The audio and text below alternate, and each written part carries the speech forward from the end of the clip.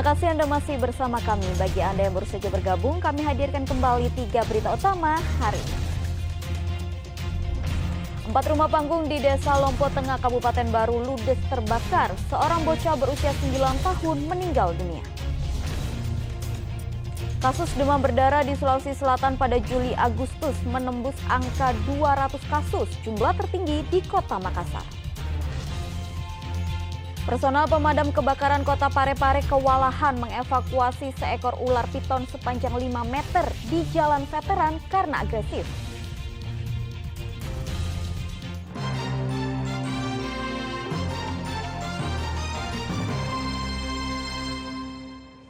Untuk antisipasi dampak El Nino di sejumlah daerah di tanah air, khususnya daerah penyangga pangan nasional, Kementerian Pertanian bersama pemerintah Provinsi Sulawesi Selatan melakukan pengendalian inflasi dan peningkatan ketersediaan pangan pokok nasional. Caranya dengan memberi bantuan alat dan bibit pertanian bagi kelompok tani di Sulawesi Selatan.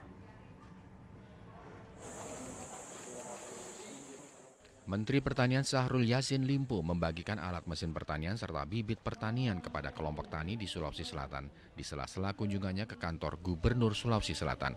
Langkah ini dilakukan sebagai upaya kolaborasi bersama dengan pemerintah Provinsi Sulsel dalam melakukan pengendalian inflasi dan peningkatan ketersediaan pangan pokok nasional. Kolaborasi dilaksanakan guna mengantisipasi kekeringan akibat El Nino yang berpotensi menyebabkan penurunan produksi dan ketersediaan pangan secara global termasuk di Indonesia. Apalagi bagi Provinsi Sulawesi Selatan yang selama ini dikenal sebagai lumbung pangan nasional, khususnya beras.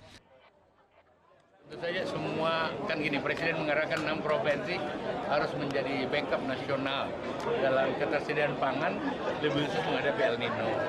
Hari ini semua yang diminta oleh Pak Gubernur di dalam rangka memposisikan Sulawesi Selatan bersama Panglima, Kapolda, Kejati, ini tentu bagi saya ini rahmat saya bahwa Pak Gubernur mau turun tangan.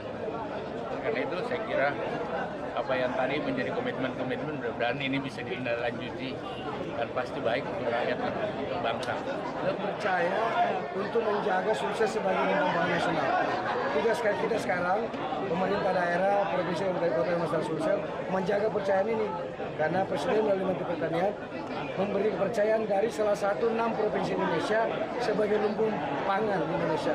Nah, alat-alat ini diberikan oleh Bapak Menteri untuk memastikan produksi yang diharapkan itu bisa tercapai. Maka setelah ini kita harus kerja. Tiap 3 bulan akan dievaluasi oleh Kementerian Pertanian. Apa yang kita janjikan, kita bisa realisasikan. Kementan memberikan bantuan sejumlah alat pertanian seperti traktor roda 4, traktor roda 2, kultivator, pompa air, dan hand sprayer, serta bantuan penyaluran kredit usaha rakyat senilai 50 dan 100 juta rupiah, serta bibit pertanian. Raisa Habu melaporkan dari Makassar. Produksi gabah di Kabupaten Pinrang menurun karena dampak El Nino yang melanda Indonesia.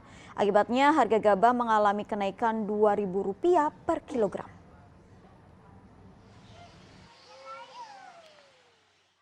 Sejumlah daerah di Kabupaten Pinrang mulai memasuki masa panen padi, diantaranya Kecamatan Lembang, Kecamatan Patampanua, dan Kecamatan Cempa. Seperti yang terjadi di Kecamatan Patampanua, petani di Dusun Ongkoy ini juga mulai memanen padi di tengah musim kemarau yang panjang.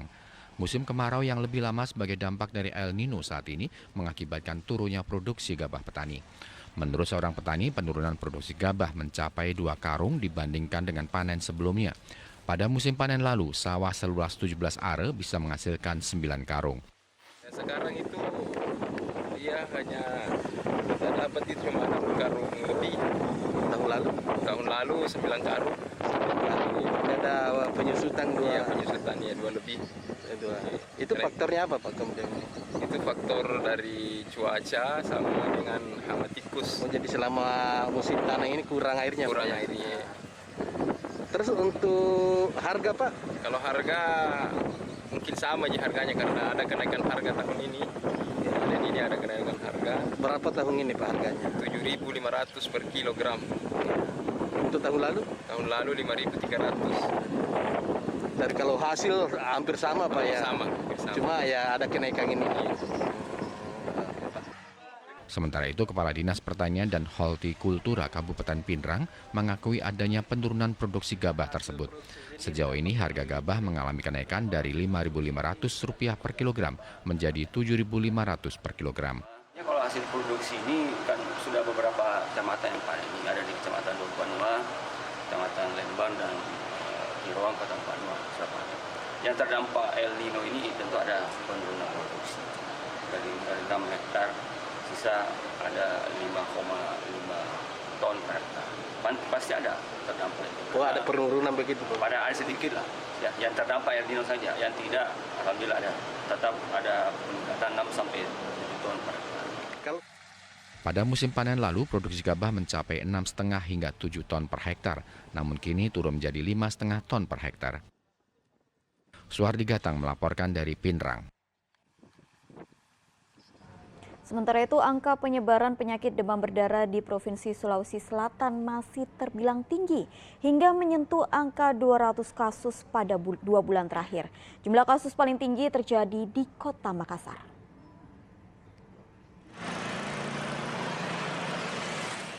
Menurut data Dinas Kesehatan Provinsi Sulsel, jumlah kasus penyebaran penyakit demam berdarah di Sulawesi Selatan masih terbilang tinggi pada 2 bulan terakhir.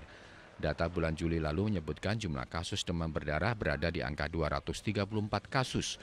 Angka ini menurun secara perlahan menjadi 204 kasus pada bulan Agustus. Kota Makassar memiliki jumlah kasus yang paling banyak yaitu 37 kasus, disusul Kabupaten Bulukumba dan Tanah Toraja dengan masing-masing 25 kasus. Dinas Kesehatan Sulsel terus melakukan koordinasi di 24 kabupaten dan kota untuk distribusi obat. Pada bulan Juli, dari 24 kabupaten kota, angka demam berdarah itu tertinggi di Kota Makassar.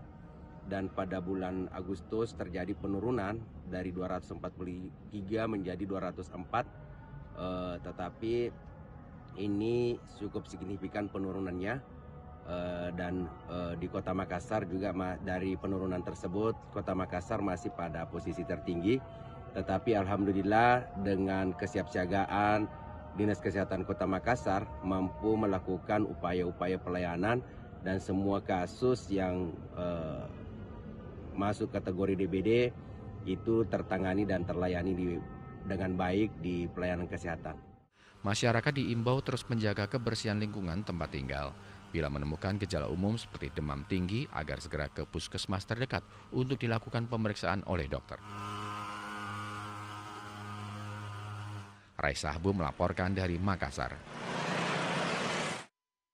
Personel pemadam kebakaran Kota Parepare mengevakuasi seekor ular piton sepanjang 5 meter di Jalan Veteran pada Sabtu pekan lalu. Penangkapan sang ular sempat membuat kewalahan petugas karena binatang melata itu agresif.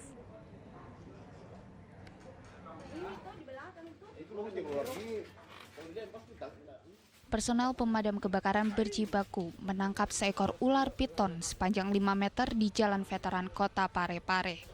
Lokasi penangkapan ular itu diduga menjadi tempat ular bersarang karena tidak pernah dilewati warga. Komandan Regu Damkar Kota Parepare mengatakan untuk menghindari hal-hal yang tidak diinginkan, ular tersebut akan dievakuasi ke lokasi yang jauh dari permukiman warga. Personil Damkar sempat kewalahan saat hendak mengevakuasi binatang melata tersebut karena agresif. Alhamdulillahnya kami sudah tanya di TKP, ularnya tidak kemana-mana. Kan biasanya kalau ular begitu, kalau sudah melihat orang itu langsung cepat hilang. Nah, alhamdulillahnya tadi kami sudah evakuasi, mungkin bersih tegang dengan ularnya, karena ularnya agak sangat besar, terus agresif. Jadi teman-teman ini perlu dengan kehati-hatian pada saat mengevakuasi ular tersebut. Kalau kesulitannya Pak, kesulitannya tadi itu pada saat proses evakuasinya Pak, ya. Karena ular tersebut ini agresif. Dia sempat melawan, meronta-ronta tadi pada saat ditangkap. Keberadaan ular itu di wilayah perkotaan diduga karena sang ular semakin kesulitan dalam mencari mangsa karena terjadinya kebakaran di sejumlah tempat di Kota Parepare. Suhardi Gatang melaporkan dari Parepare. Informasi tadi mengakhiri jumpa kita hari ini. Atas nama rekan yang bertugas, saya Tabita Putri mengucapkan terima kasih atas kebersamaan Anda. Selamat beraktivitas dan sampai jumpa.